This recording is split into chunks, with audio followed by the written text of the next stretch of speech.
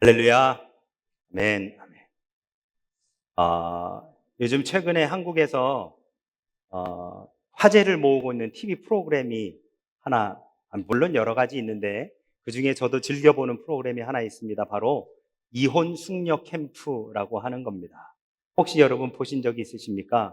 유튜브나 여러 가지 매체를 통해서 이 짤막짤막한 영상들이라든지 이런 것들이 많이 떠돌아다니고 있는 것을 보게 되지요.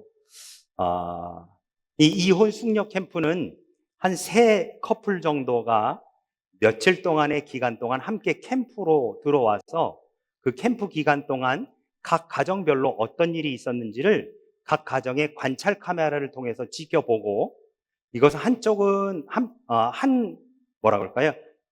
그 관찰 카메라의 한편은 아내 쪽의 상황을 유심히 보고, 또 하나는 남편의 상황을 유심히 봐서 서로가 자기의 의견을 이야기하게 한 후에, 그리고 그들이 사전에 검사한 것을 통해서 그 전문가와 상담을 하고, 그리고 역학극을 통해서 자신이 가지고 있었던 상처와 아픔들을 서로 공유하며, 그럼에도 불구하고 이혼의 의사가 둘 중 단 한 사람만에게라도 있을 때 실제 이혼하면 어떻게 되는지를 변호사와 판사가 함께 나와서 재산 분할은 어떻게 되고 양육권은 어떻게 되는지에서 나누게 되는 그러한 프로그램입니다. 이것의 프로그램을 운영하는 전체 그 사회자가 바로 지금 보시는 저 서장훈 씨가 되어집니다. 네, 여러분, 이 세 커플이 나오는데요. 처음에는 거의 이혼 의사가 둘 다 50% 이상이 됩니다. 보시는 분 보셨겠지만, 그러다 보니까요, 양쪽에 서로 마주보고 이렇게 앉게 하는데요, 서로가 서로를 바라보는 눈빛이요, 얼마나 서로를 경멸하고 정말 서로를 증오하며. 근데 이 프로그램을 보면 이 두 이 커플에 대해서 늘 보여주는 게 뭐냐면, 결혼할 때 사진을 꼭 보여줍니다. 결혼할 때는 그렇게 사랑이 넘치고 아름답던 이 커플들이 이제는 이렇게 서로가 서로를 증오하고 안 좋은 감정에서 서로 만나니 서로를 바라보는 눈빛과 표정이 그렇게 밝아 보이지 않은 그러한 모습을 보게 됩니다. 여러분, 우리는 어떠십니까? 우리의 자녀들과 우리의 가족들과 우리 주변 사람들을 향한 우리의 표정과 우리의 말투는 어떠시던가요? 여러분, 내가 무언가에 예민해 있고 내가 무언가에 날카로우면 내 입에서 나가는 말이 날카롭고 예민할 수밖에 없습니다. 공격적이고 직선적일 수밖에 없습니다. 이전에도 제가 소개해드렸었던 책 중에 피터 스카지로 목사님이 쓰신 정서적으로 건강한 영성이라고 하는 책이 있습니다. 여러분, 이 책이 이 피터 스카지로 목사님이 정서적으로 건강한 영성이라고 하는 4권의 책을 시리즈로 쓰셨는데요. 그 1권이 정서적인 책입니다. 이 책은 뭐냐? 여러분, 우리는 흔히 이 긍정적인 감정과 부정적인 감정을 놓고 뭐라고 우리는 흔히 생각하냐면, 긍정적인 감정은 소위 하나님, 성령께서 주시는 감정. 그래서 긍정적인 감정이 내 안에 충만할 때는 내가 믿음이 좋고 신앙적으로 충만하고 은혜 충만한 삶을 살아갈 때 우리 안에 그런다라고 우리는 흔히 그렇게 생각하고, 반대로 내 안에 부정적인 생각이 많고 차오르고 내가 뭐 불끈불끈 화가 나거나 짜증이 나면 이것은 소위 말하면 사단이 주는 생각. 그래서 내가 믿음이 적고 은혜가 떨어져 있을 때 우리에게 드는 그러한 마음이 이 부정적인 생각, 그 느낌이다라고 우리는 그렇게 흔히 생각합니다. 그런데 이 책에서 피터 스카르지로 목사님 뭐라고 얘기하느냐? 긍정적인 생각이나 부정적인 생각, 긍정적인 감정이나 부정적인 감정 모두가 다 하나님이 만드셔서 우리에게 주신 것이다 라고 이야기합니다. 우리는 긍정적인 감정은 성령이 주는 것이고 부정적인 감정은 사단이 주는 것이라고 흔히들 생각하는데, 이 책에서는 긍정적인 감정이든 부정적인 감정이든 모두가 다 하나님이 만들어서 우리에게 주신 것이다. 단 부정적인 감정에 사단이 개입할 간극이 있기 쉽다라고 이야기하는 거예요.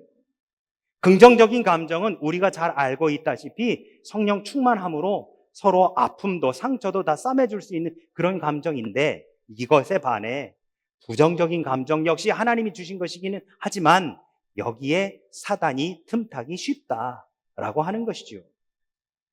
더욱이 그러한 감정이 우리의 얼굴과 말과 표정 등을 통해서 그대로 드러난다는 것입니다. 마태복음 12장 34절, 여러분 1, 2, 3, 4입니다. 마태복음 12장 34절에 예수님 뭐라 하셨느냐?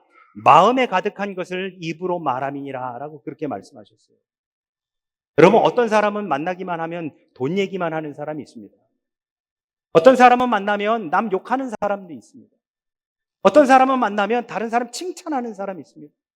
어떤 사람 만나면 취업 얘기만 하는 사람이 있습니다. 어떤 사람은 만나면 이성 이야기만 하는 사람이 있습니다. 뭐예요? 마음에 가득한 것을 입으로 말하는 겁니다. 마음에 가득하다는 건 뭐예요? 그때 당시에 가장 관심 깊은 것이 바로 그것이다라고 하는 이야기가 되는 것이지요. 내가 지금 그때 당시에 가장 관심 많은 것을 입으로 이야기하게 되어 있는 것이지요. 그러니 그것이 긍정적인 것이든 부정적인 것이든 간에 얼굴과 표정과 말로 드러나게 되어 있습니다. 출애굽의 여정 가운데에 이 금송아지 사건이라고 하는 것은 우리가 잘 알고 있다시피 하나님께 도전한 것이고, 그리고 하나님을 배신한 사건이었습니다. 이 일로 인해 하나님과 이스라엘 백성이 시내산에서 맺은 언약이 파기되었습니다. 여러분, 오늘 우리가 읽은 본문의 말씀에서 모세가 돌판을 들고 내려왔다라고 하는데요. 여기서 말하는 이 돌판은 우리가 잘 알고 있는 십계명의 첫 번째 돌판이 아닙니다. 두 번째 돌판이에요. 그럼 첫 번째 돌판은 어디 갔느냐? 모세가 시내산에서 하나님께 주신 그 돌판을 들고 내려올 당시 밑에서는 금송아지를 만들고 잔치가 벌어졌습니다. 우상을 숭배하며 그것이 하나님이라고 자기네들끼리 축제가 벌어지는 그 모습을 보며 모세가 그 돌판을 집어들어 던져 그것이 그 자리에서 깨져버리지요. 그리고 그 자리에서 우상을 숭배했던 3,000명이 죽는 사건이 벌어집니다. 그것은 무엇을 의미하느냐? 하나님과 첫 번째 맺은 시내산 언약이 파기되었다라고 하는 것을 의미합니다. 여러분, 하나님께서 이스라엘 백성들과 시내산 언약을 파기하고, 그리고 이스라엘의 범죄에 대해서 하나님께서 심판하시는 그 목적은 심판 자체가 목적이 아닙니다. 하나님께서 우리를 향해 우리의 죄 때문에, 그리고 나가 우리의 잘못 때문에 우리를 심판하시는 목적은 뭐냐? 심판 그 자체가 목적이 아니라 하나님 당신이 누구신지를 우리에게 드러내 보이고자 하시는 것이 바로 그 목적이 되어진다라고 이야기할 수 있습니다. 하나님이 누구신지, 어떻게 일하시는지 우리에게 보여주시는, 즉 그 신의 광야에서 지금 금으로 송아지를 만들어 축제를 벌이고 있는 그들을 향해 나는 우상 숭배를 싫어한다, 여호와 하나님은 당신 이외에 그 어떤 신도 인정하지 않는다는 것을 알려주시고자 하신 하나님.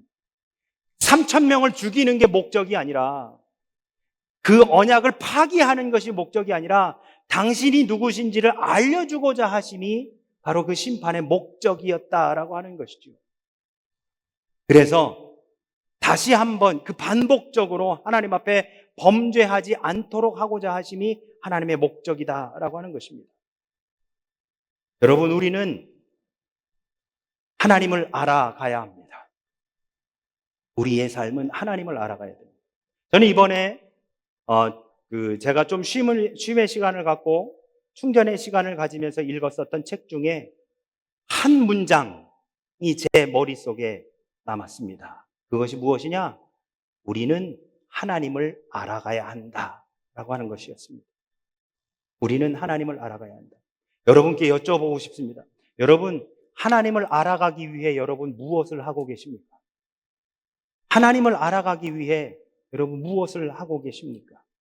하나님이 어떤 분인지, 하나님이 어떻게 일하시는지, 어떻게 우리를 사랑하셨고 지금 우리 가운데 어떻게 무엇을 이루고 계시는지, 하나님은 우리가 하나님을 알아가기를 원하십니다. 우리나라 옛말에 그런 전래동화가 있죠. 어머니는 생선에 뭐를 좋아하신다? 생선 대가리를 좋아하신다. 그런데 여러분, 그게 어머니가 생선 대가리를 좋아하시는 겁니까? 그렇지 않죠. 생선의 몸통을 지아비와 자녀들에게 주시기 위해 당신은 그 남은 생선 대가리만 드시던 우리네 어머니들. 그러면 여러분, 어머니는 생선 대가리를 좋아해 라고 하는 것이 어머니를 진짜 아는 것입니까? 아니면 어머니가 희생하시는 거야 라고 하는 것이 어머니를 진짜 아는 것입니다. 하나님이 오늘날 우리에게 무엇을 하고 계시는지를 진짜 알아가는 것은 하나님이 무조건 우리를 향해서 징계하시고 벌하시는 분이 아니라 그것을 통해 당신을 알아가기를 원하시는 분이라고 하는 것, 우리가 한 걸음 더 하나님 안에 깊이 들어가는 것 아닐까요?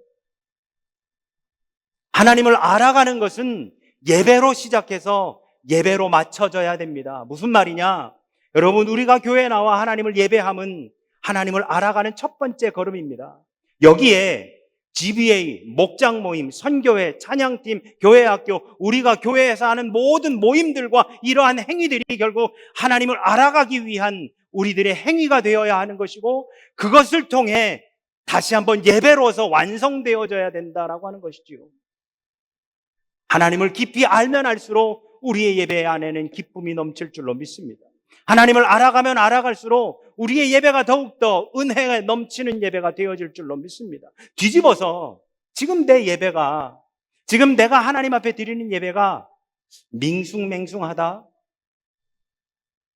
이 앞에 서 있는 목사의 책임도 있겠습니다만, 여러분, 내가 하나님을 알아감을 지금 단절하고 있는 것은 아닐까? 내가 하나님께 나아감이 멈춰져 있는 것은 아닐까? 스스로 한번 되새겨 보시기를 바랍니다. 우리는 하나님을 알아가는 삶의 여정을 걸어가야 합니다. 이것을 우리는 뭐라 하느냐? 신앙생활이라. 그렇게 이야기하는 것이지요. 그래서 우리는 함께 모여 하나님을 알아가는 겁니다. GBA로, 목장 모임으로, 선교회 모임으로, 그리고 다시 예배의 자리에서. 오늘 본문은 시내산에서 하나님을 만난 모세가 그의 중보자로서의 사역을 시작하는 모습을 보여줍니다. 중보자. 여러분, 중보자란 어떤 두 대상의 사이에서 서로를 연결시켜주는 역할을 하는 것을 우리는 중보자라 이야기합니다. 당시 하나님과 이스라엘 백성들 사이에서 이 둘 사이를 연결시켜주는 역할을 했었던 것이 모세였기에 하나님 그 모세를 홀로 불러 올리시어 그에게 당신의 언약을 해주시고 돌판에 당신의 말씀을 새겨주십니다. 그리고 이제는 죄로 인해 하나님과 멀어진 우리들을 하나님과 다시금 연결시켜 주시고자 이 땅 가운데 오신 분이 누구십니까? 바로 예수 그리스도이시죠. 그분이 하나님과 우리 사이에 중보자가 되어주십니다. 그런데 그렇게 산에 올라, 시내 산에 올라 하나님을 만나고 내려왔던 모세에게 변화가 생겼습니다. 모세의 얼굴이 눈이 부실 정도로 광채가 나는 것입니다. 모세 자신은 자신의 얼굴 피부에 광채가 났다는 것을 깨닫지 못했습니다. 오늘 본문 29절에 보니까 이렇게 말씀합니다. 모세는 자기가 여호와와 말하였으므로 말미암아 얼굴 피부에 광채가 나나 깨닫지 못하더라. 그럼 여러분, 이 광채는 왜 생기는 걸까요? 모세가 시내산 꼭대기에서 거룩하신 하나님 앞에 오래 머물러 하나님과 말씀을 나누었기에, 영적으로 교제했기에 생겨난 것입니다. 모세 스스로 발광체가 되어 빛을 발한 것이 아니라 하나님의 은혜의 빛이 그에게 임하여 그가 하나님의 반사체가 된 것입니다. 하나님을 만나고 온 직후 그 광채가 모세의 얼굴에 가득했습니다. 이러한 변화를 통해서 모세는 하나님 만나기 이전의 모세, 즉 비포의 모습과 하나님을 만난 이후의 모세, 애프터의 모세로 구별되어지지요. 그런데 여러분, 여기서 정작 중요한 것은 모세 자신은 알지 못했다는 겁니다. 자신의 얼굴에 그 광채가 난다는 것을 알지 못했다는 겁니다. 여러분, 제가 미국에서 들어올 때 썼었던 안경이 변색 렌즈였습니다. 혹시 변색 렌즈 안경 써보신 분들 계십니까? 제가 미국 생활 거의 말미쯤에 한국에 한번 들어갔다가 한국에서 안경을 다시 하면서 변색 렌즈로 바꾸었어요. 변색 렌즈는 실내에 있을 때는 무색 투명하지만 실외로 나가면 새카맣게 바뀌는 게 변색 렌즈입니다.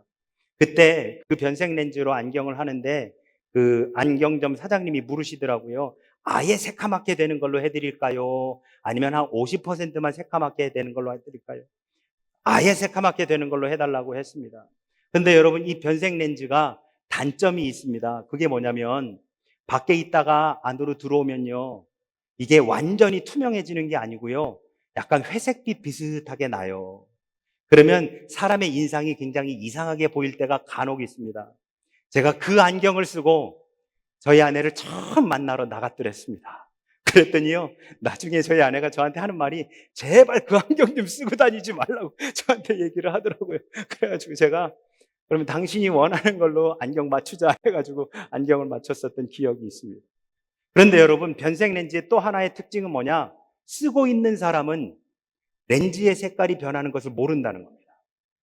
내가 실내에 있든 실외에 있든 실외에서 변색이 되어 실내로 들어와 다시 바뀌는 순간에도 쓰고 있는 사람은 정작 모른다는 거예요.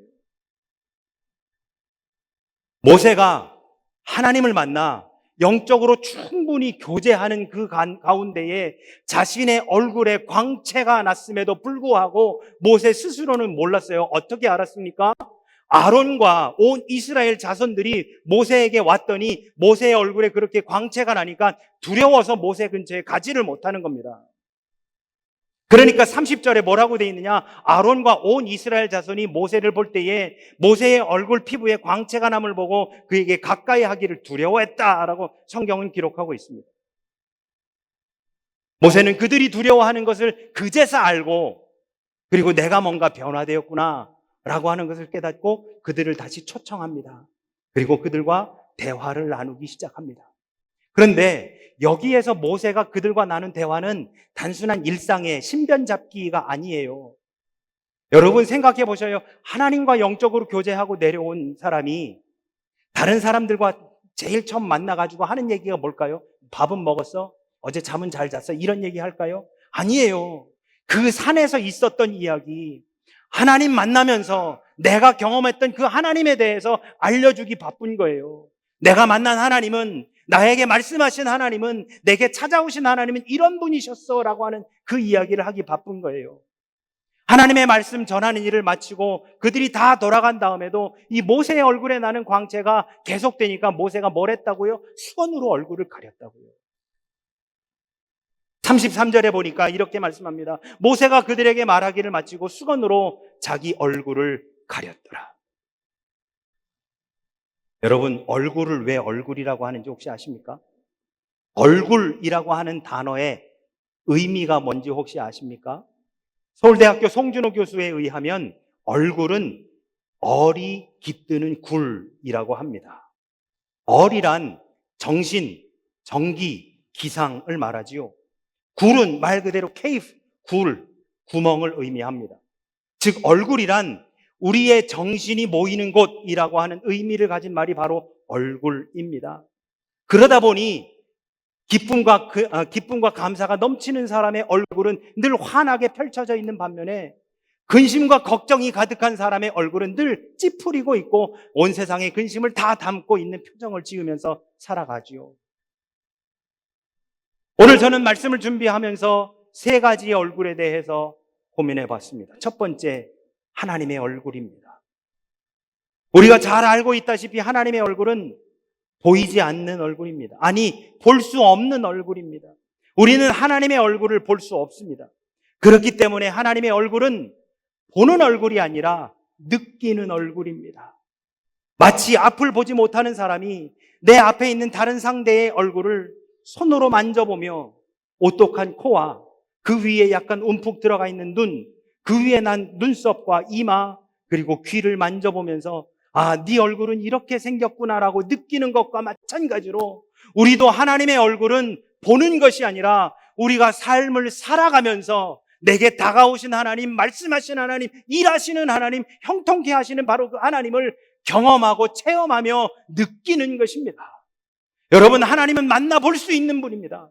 하나님은 살아계시기 때문에 우리가 만나볼 수 있습니다. 그러나 어떻게 만나느냐? 직접 페이스 투 페이스로 만나는 것이 아니라 우리가 느낌을 통해서 하나님을 경험할 수 있는 것입니다.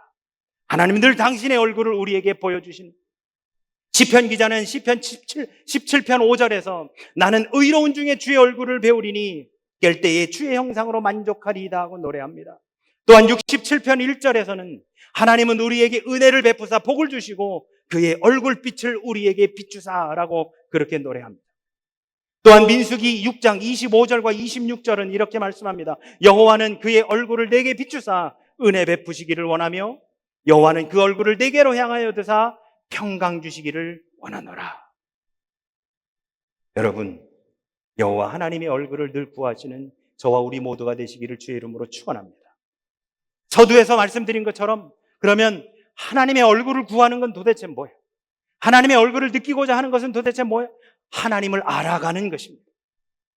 하나님을 알아가는 것이야말로 하나님을 느끼는 것이고, 하나님을 알아가는 것이야말로 하나님의 그 얼굴을 만져보는 것입니다. 바로 그러한 삶이 하나님의 얼굴을 구하는 삶입니다. 하나님을 알아가기 위해 노력하는 삶. 그래서 호세아 기자는 호세아서 6장 3절에서 그러므로 우리가 여호와를 알자, 힘써 알자라고 그렇게 강조하고 있습니다. 두 번째로 예수님의 얼굴입니다. 여러분, 지금 보시는 이 두 개의 예수님의 얼굴 중에 어떤 것이 더 익숙하십니까? 여러분, 누군가가 예수님 하고 얘기하면 이 두 얼굴 중에 어떤 이미지가 여러분에게 더 먼저 떠오르십니까? 물론 지금 그려져 있는 이 그림 모두는 전부 다 예수님의 얼굴을 백인으로, 블루 아이와 그리고 이렇게 백인으로, 서양 사람으로 표현해 놓았지만 우리가 알고 있다시피 예수님은 동양인입니다. 그래서 블루 아이보다는 브라운 아이 쪽으로, 와이트 스킨보다는 옐로우 스킨으로 그렇게 그리는 것이 맞다라고들 학자들이 이야기하죠. 그래서 여러분 인터넷에 검색해 보시면 고고학적으로 아마 예수님은 이렇게 생겼을 것이다라고 하는 그러한 그림까지도 있는 것을 볼 수가 있는데요. 이러한 논쟁을 차치하고서라도 저는 두 가지로 비교하고 싶습니다. 예수님 하면 우리를 향해 인자하게 웃고 계시며 우리를 바라보고 계시는 그 형상과 그 이미지가 여러분에게 익숙하십니까? 아니면 면류관을 쓰고 고난을 당하고 피를 흘리고 계시는 바로 그 고난의 예수님의 모습이 여러분 더 익숙하십니까? 제가 이렇게 한번 말씀드려 볼게요. 여러분, 우리가 보고 있는 저 그림 가운데 인자하게 우리를 향해 웃고 계시는 예수님의 모습은 예수님 생애 33년 중에 33년 거의 다 저러한 모습이셨습니다. 고난의 예수님의 모습은 33년 중에 길어야 일주일, 짧으면 하루입니다. 예수님의 전체의 삶에서의 비중을 본다면 고난은 길어야 일주일밖에 안 되는 거예요. 그런데 우리들에게 있어서 예수님 하면 떠오르는 이미지는 이 두 개의 이미지가 거의 비슷한 비중을 가지고 우리에게 떠오른다라고 하는 것이죠. 이것은 무엇을 의미하는 것이냐? 바로 예수님의 이 얼굴이 우리의 죄 때문이다라고 하는 것입니다. 예수님의 이러한 고난이 바로 나로 인한 것임을 우리 스스로가 깨닫고 알고 믿음으로 고백하는 것이다라고 하는 것이죠.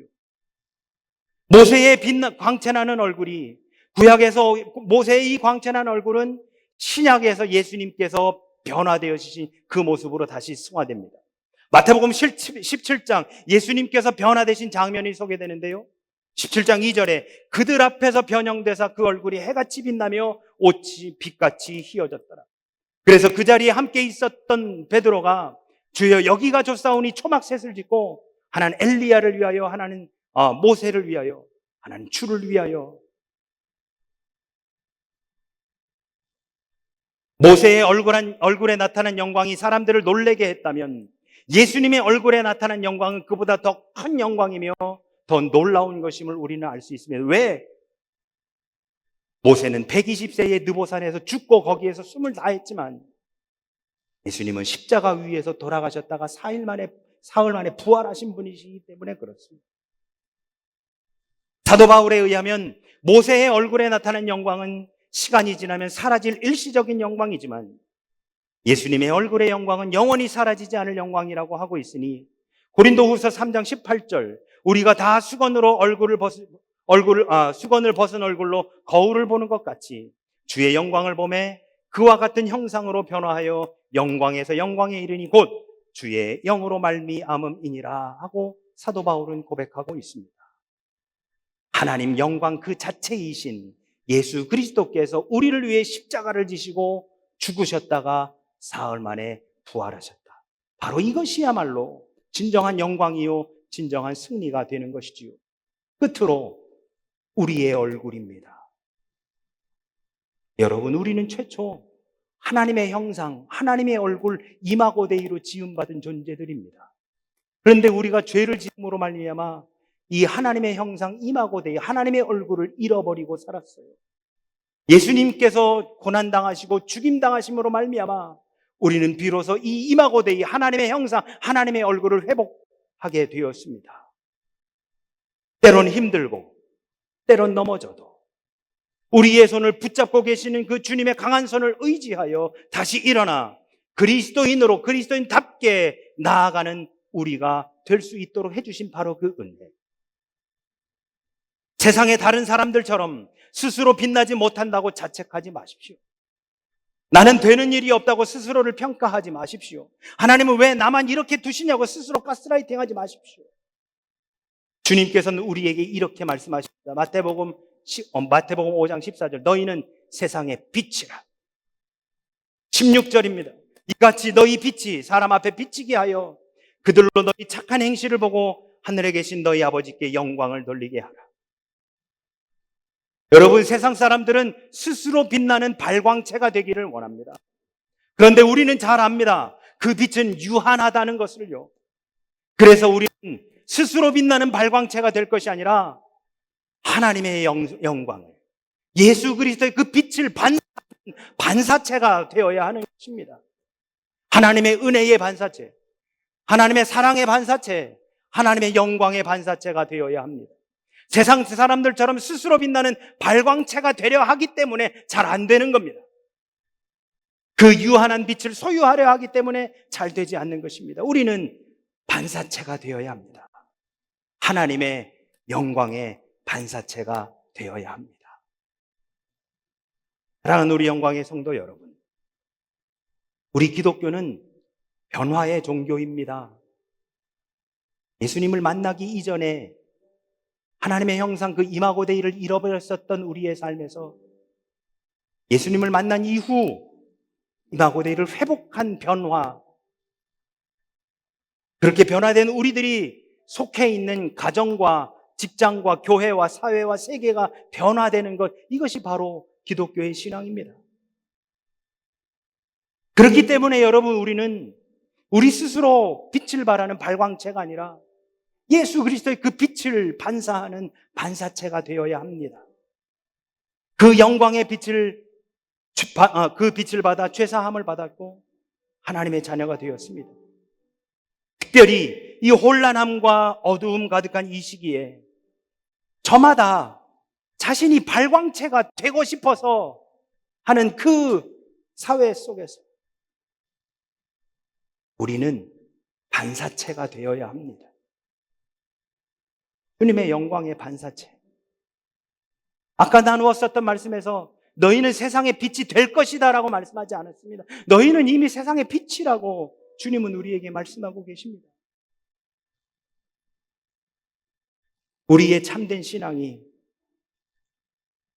하나님을 알아가는 우리의 이 여정이 우리에게 비추는 그 하나님의 그 영광의 빛을, 우리에게 비추는 그 예수님의 그 사랑의 빛을 반사하며 나아가야 할 줄로 믿습니다. 우리가 반사하는 그 영광의 빛이, 그 그리스도의 빛이, 하나님의 그 빛이 오히려 이 세상을 더 소망 가운데 있게 해 줄 줄로 믿습니다. 우리 모두가 다 그 영광의 반사체로서 사명을 가지고 세상을 향해 나아가시는 저와 우리 모두가 되시기를 예수 그리스도 이름으로 축원합니다. 아멘.